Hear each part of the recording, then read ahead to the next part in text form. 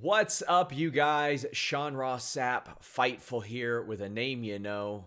We got the head of MLW. We got Court Bauer ahead of their big MLW show, May 13th, 2300 Arena in Philadelphia. Somewhat of a home for them. Court, how you doing? Hey, it's good to be back, man. How's it going? It's going good. What's the thing you can't talk about?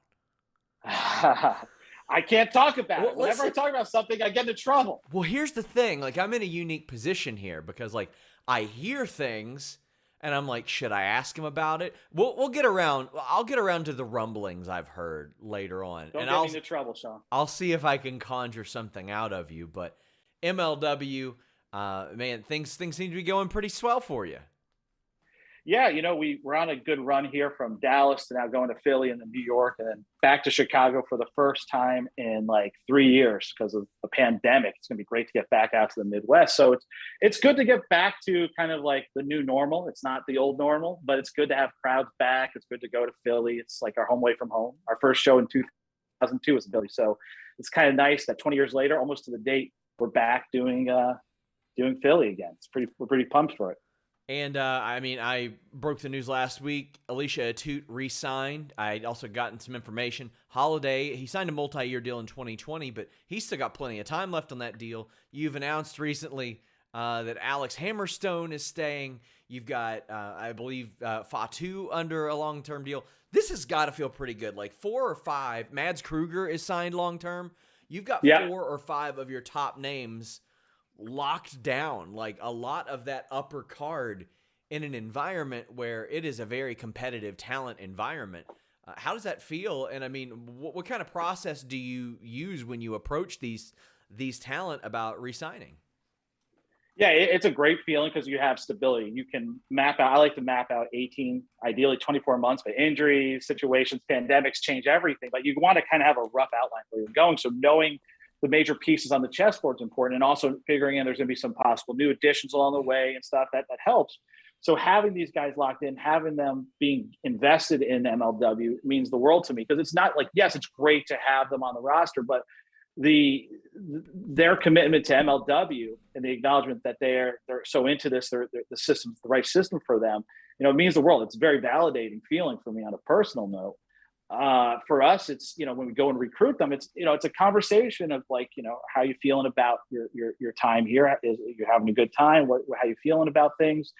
Well, we have a scenario we'd like to run by you, and we give them the vision for it, and then kind of take it from there. But it's been, to have that kind of like, I don't know, 90% success rate in getting renewals for the guys we want. It's pretty, and now more than ever, they have all these great options and all these other opportunities. That's a big thing for us. So it's a huge get for us. It's huge for my team that works really hard and developing these relationships with the talent. So do I.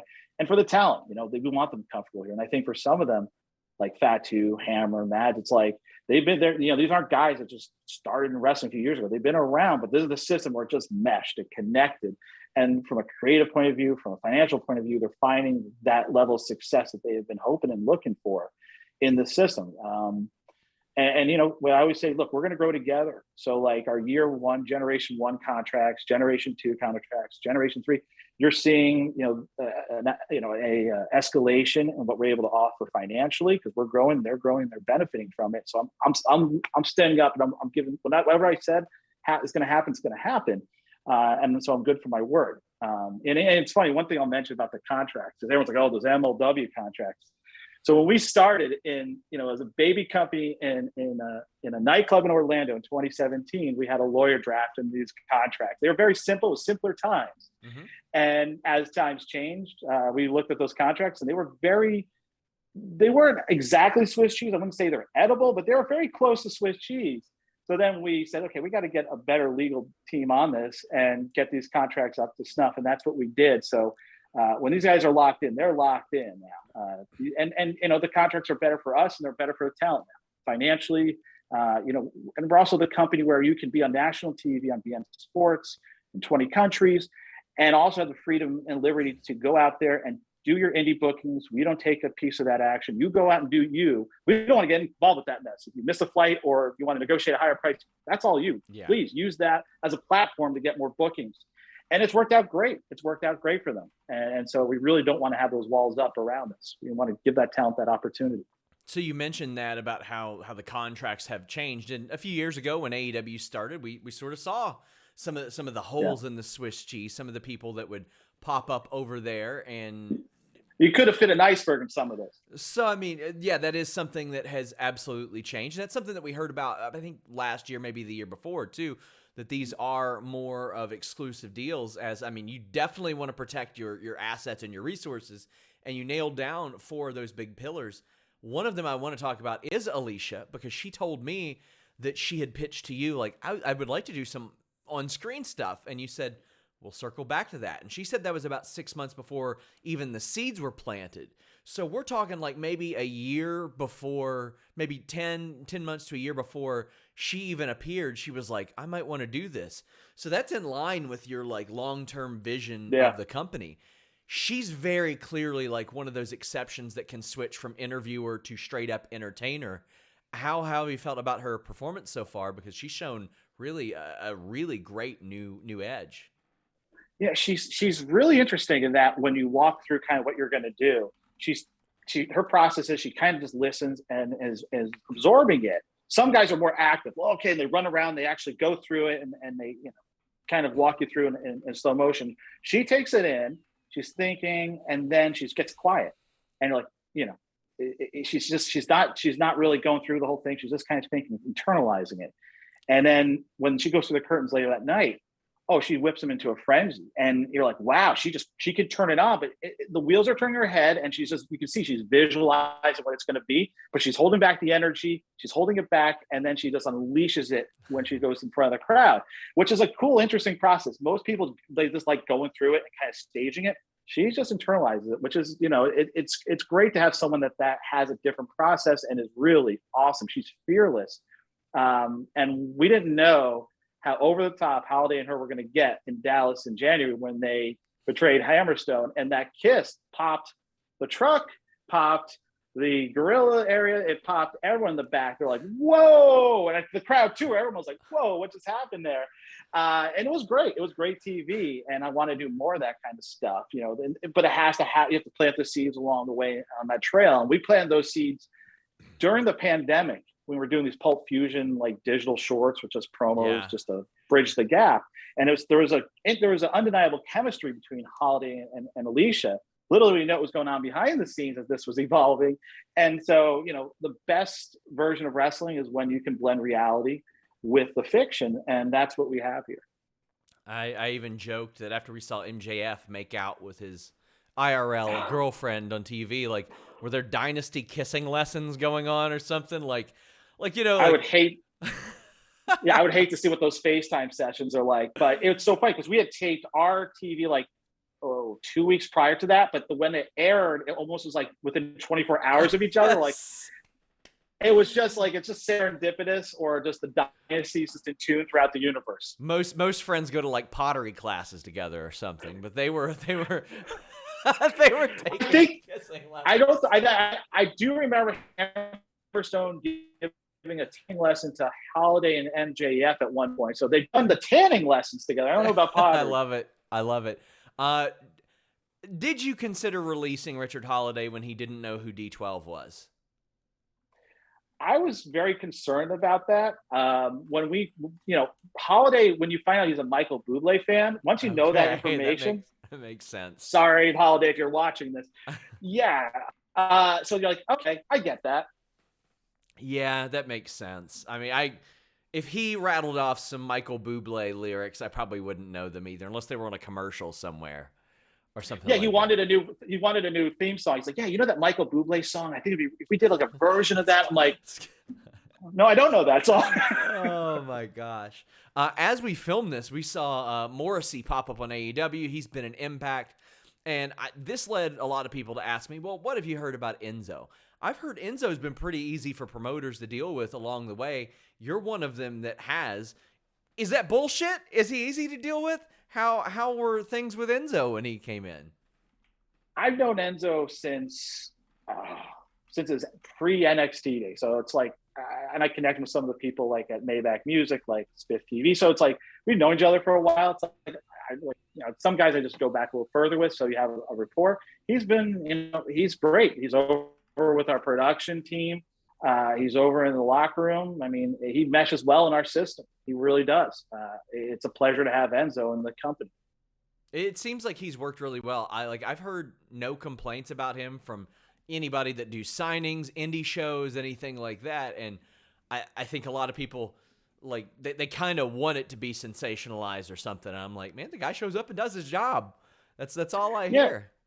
Yeah, and I think in wrestling, it's like if you commit a sin of having a issue in a locker room, and it kind of gets you and dogs you elsewhere. I've seen that in so many places with so many guys, and it's like, people can, evolve or learn. And I don't know the circumstances of his, locker room conflicts in WWE. I wasn't there, so I've only, what I've read and stuff. That's all I know about what, if there was any drama backstage.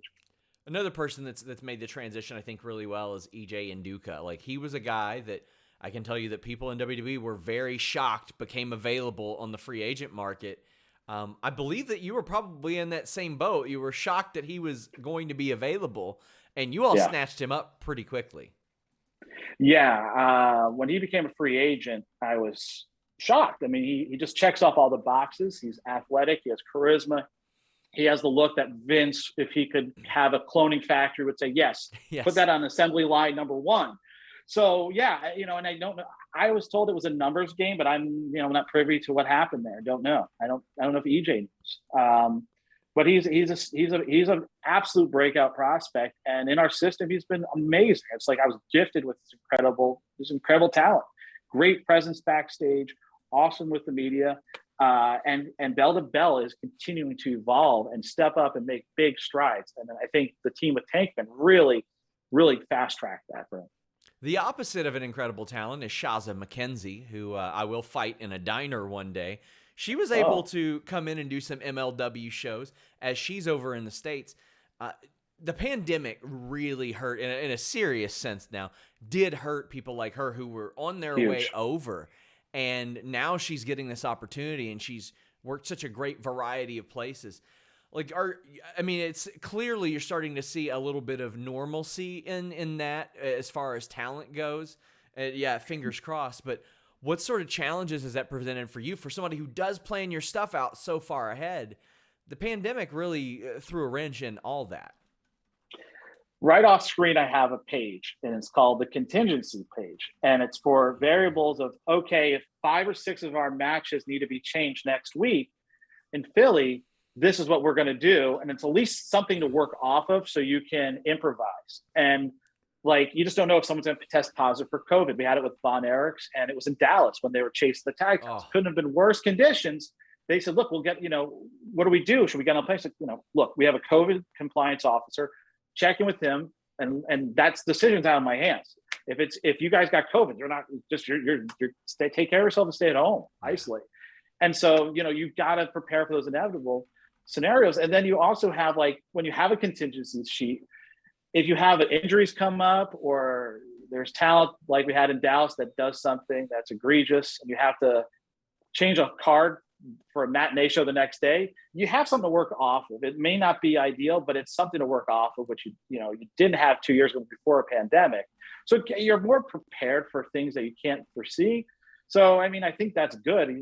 Sure, you want absolute stability like we had in 2019, but you have to roll with the punches. I think every promoter's learned some way or somehow to have to adapt on a very quick turnaround to different circumstances.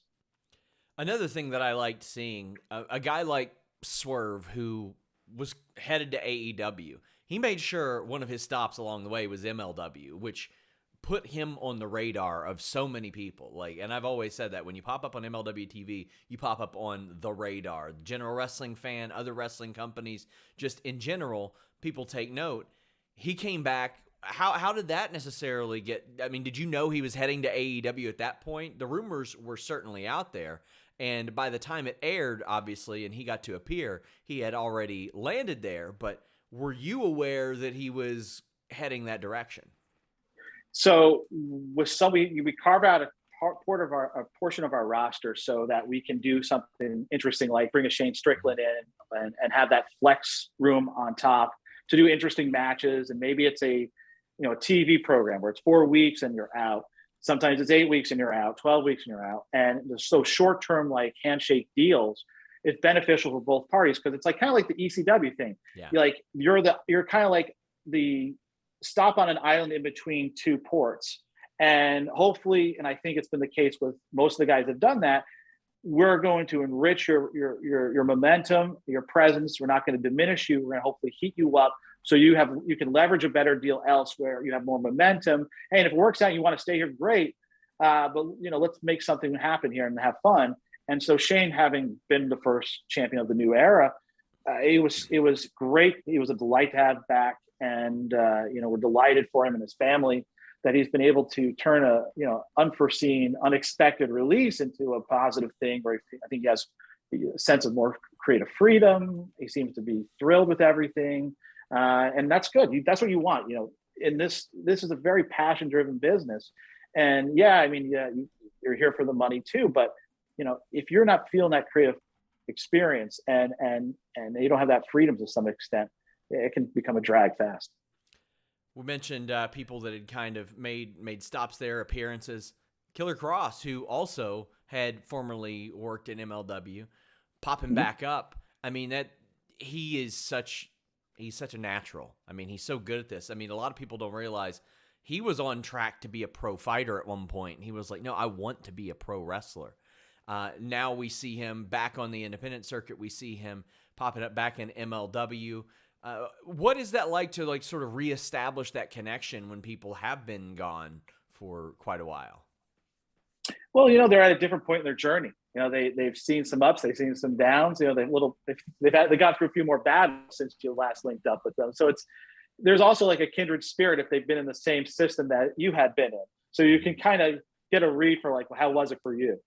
And so it's just, you're catching up on some new chapters that since you left off with them. Sometimes you keep in touch, but you're in a different system. It gets weird. Everyone's moving different places. So it's almost like, I remember when I was at WWE, how I fell off, just talking with a lot of people for a few reasons. One, they're constantly looking for jobs. So it's like you're in an awkward place because you can't really help them too much.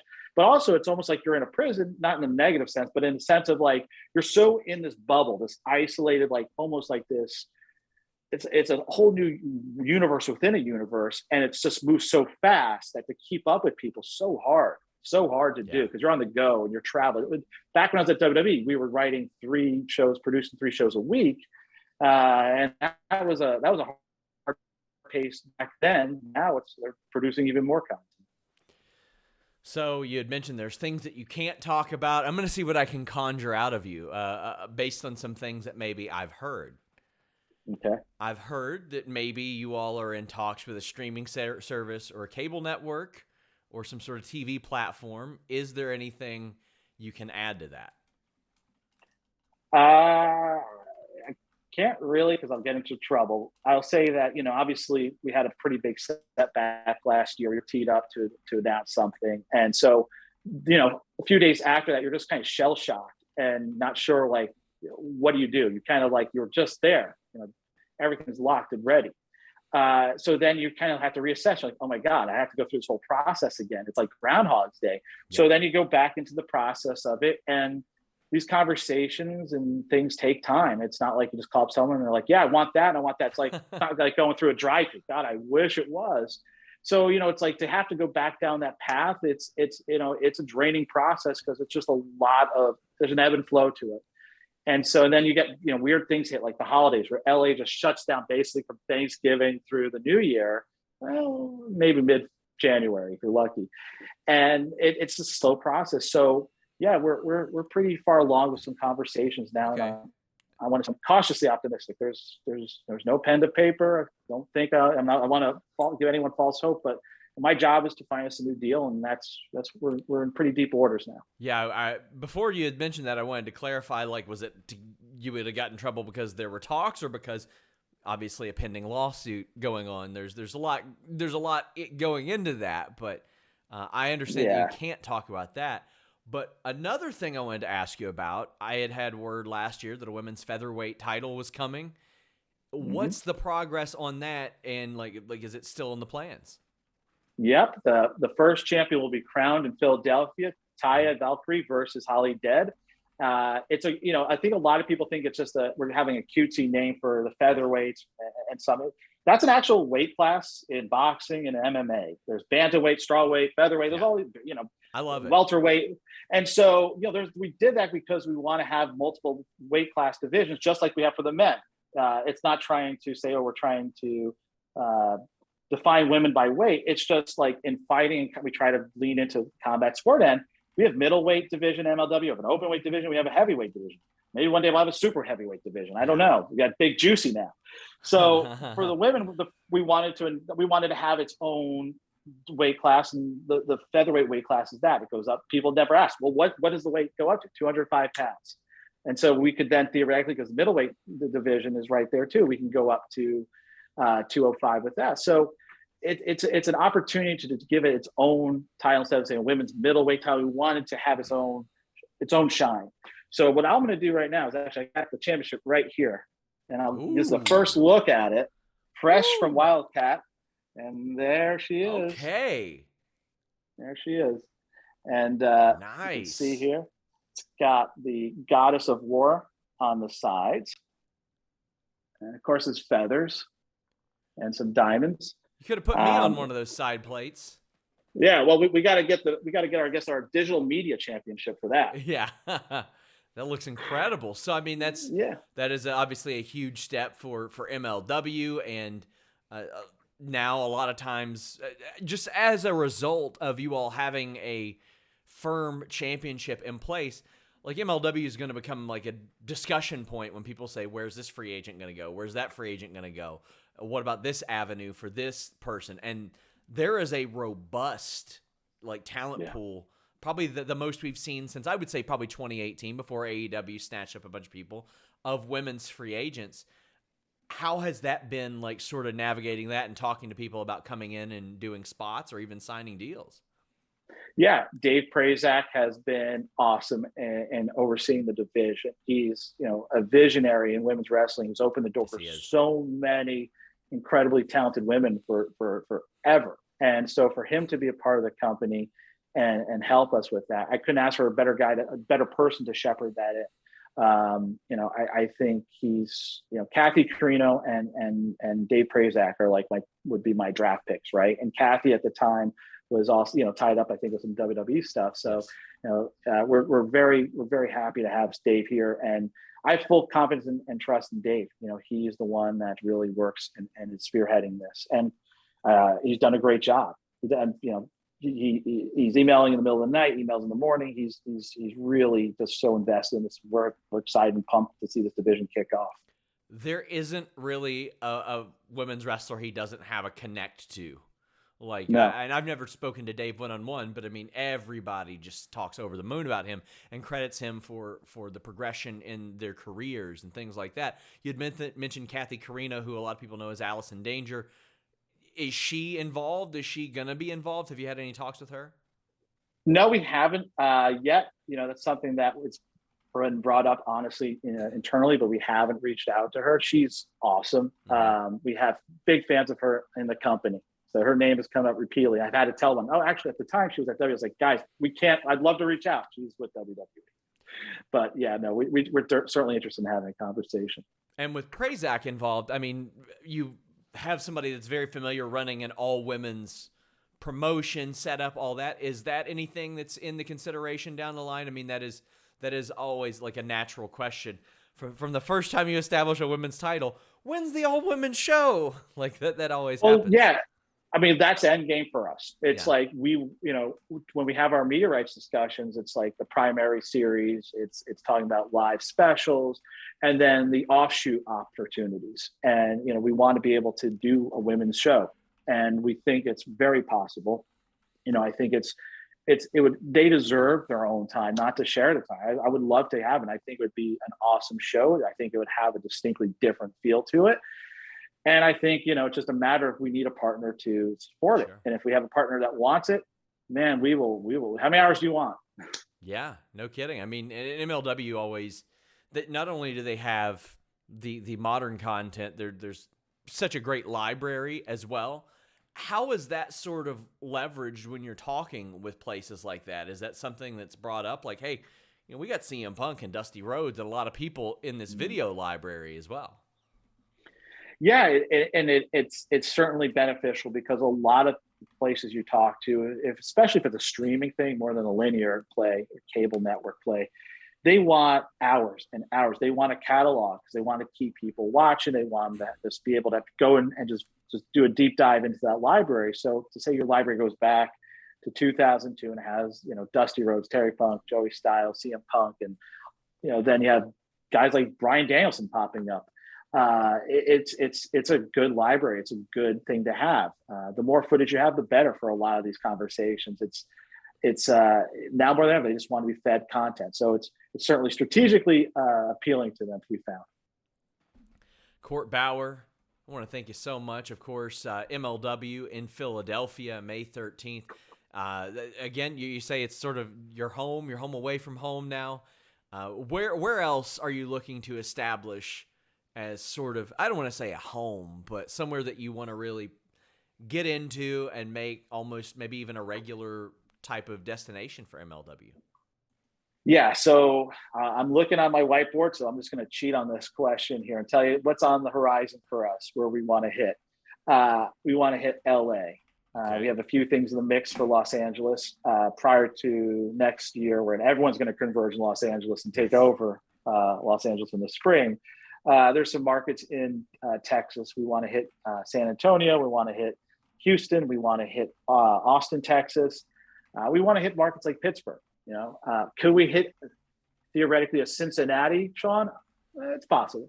I mean, I would sarcastically say Lexington, Kentucky, but I don't want anybody to deal with an athletic commission out here. It's a nightmare. So Cincinnati works. Yeah, I mean, like I've never dealt with that commission. I mean, not as a promoter at least, but I find the commissions to be so helpful because they're very, especially now during the a pandemic and stuff. They're very instructive in helping things. A lot of promoters like, oh no, they handcuff you, they're taking fees. But if they're performing a service and they're like all of our wrestlers, their blood pressure gets checked. If you have someone get injured, you have the wherewithal to address it.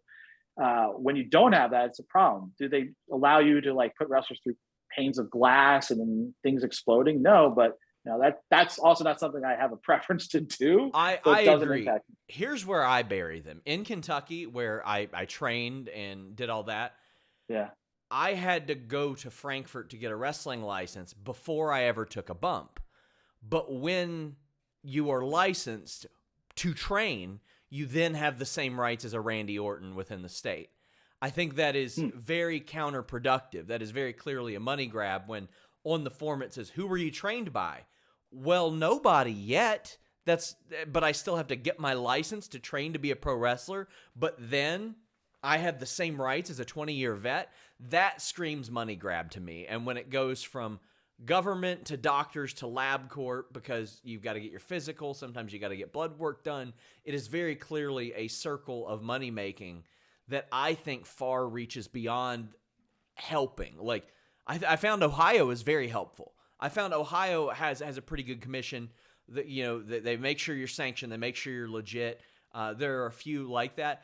But when you're licensing people before they bump as pro wrestlers, and on the very form it says, who were you trained by? Well, it really defeats the purpose. There's no learner's permit aspect of that. And that's when I manage MMA fighters and they would say, oh, well, it's the same thing as MMA. I'm like, no, it's not. No, it's not. You don't need to be getting antigen tests for pro wrestling all the time. Like there were some issues that I have with that commission. And that's why nobody ran TV here for 7 years. Yeah. Yeah. I mean, procedurally, a lot of that stuff is weird. And there's a lot, like if you look, I don't think it's this way now, but in the New York State Athletic Commission used to have a rule book. When I first started promoting like 20 years ago, 2002, I remember looking at it, actual little nice, small, little concise rule book. And they had all these weird, archaic rules in there. And I'm freaking out, like, oh my God, I'm gonna get my license suspended just looking at this thing. How is this? How do you do this? And so you have this weird thing where you got, they sometimes there's like things that are carryover, holdovers, and other times there's just stuff that just, there's a disconnect. And Can't Yeah, promote a a show lot with of an that ice cream cone in your back pocket and rules like that, like that are on the stupid laws website. yeah. I mean, I wish I could find that thing. It was like I was like so like freaked out by some of Yeah. the stuff in there. It's like even like the regulation of a ring and what it had to be. I'm like, how do I even know what that's supposed to do? I don't even understand what it would get really weird. But that's commissions are sometimes weird with that. But it sounds like you guys got something a Well, little funky out by you. and things like that I think could be good. Like I've worked on rings that were warped plywood and they would pop up, and I saw people's boots get stuck in between and twist. If there was an actual inspection for that ring to make sure it wasn't garbage, that wouldn't have happened. Like there are things for safety that I think can be done, but it's very transparent when there's like a money grab or something like that. I'm all for if your genuine concern is safety and making sure that things are okay. I'm not okay when people from the commission tell me, oh, well, we want to make sure that somebody in Paducah doesn't say that Hulk Hogan's coming to town and doesn't deliver. Like, I mean, at some point, you got to rely on the fans to not be absolute idiots as well and think that Hulk Hogan's going to come drop the leg on Kamala in Paducah, Kentucky. Well, I also think, you think about that's, I think it's like a holdover thing. It's like in the 70s and 80s, there was no social media. There was you weren't, everyone's indoctrined to wrestling in some capacity. They understand it. They know what's the BS and what's the real deal with that stuff. So the audience is more sophisticated. Some of those things don't work. But I'm glad that they do have some of the stuff that they have, but every commission is different. And a lot of states don't even have commissions. It's like, it's crazy. Court Bauer, let the people know where they can follow you, where they can follow MLW, where they can support MLW. Give MLW a follow at MLW on Twitter, on Facebook. If you use Facebook still, facebook.com/Major League Wrestling. We're on Instagram at Major League Wrestling. Our YouTube is Major League Wrestling.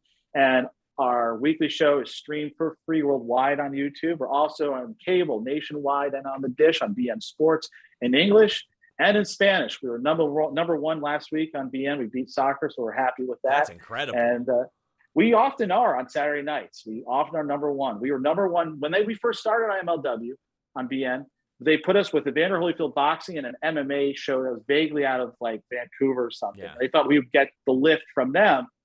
We actually killed them, and then they moved us to our own night. So we've loved that relationship for the last 4 years. We're happy to have it. So tune in. You can watch us on Saturday nights on BN at 10 o'clock or stream us Thursdays on youtube.com/Major League Wrestling and see us in Philly. Got a stacked lineup. There will be a new champion crowned with the World Featherweight Championship. Holliday versus Hammerstone. Then we have a Weapons of Mass Destruction. Fatu versus Mads Kruger. There'll be crates ringside and in the ring with stuff in them. This thing will be weaponized. There'll be a biohazard box. I'm not going to even tell you what's in that thing. Yes, but there is, I believe a hazmat suit has been secured so that the referee has to open that area. Let's just say you want to look out for that.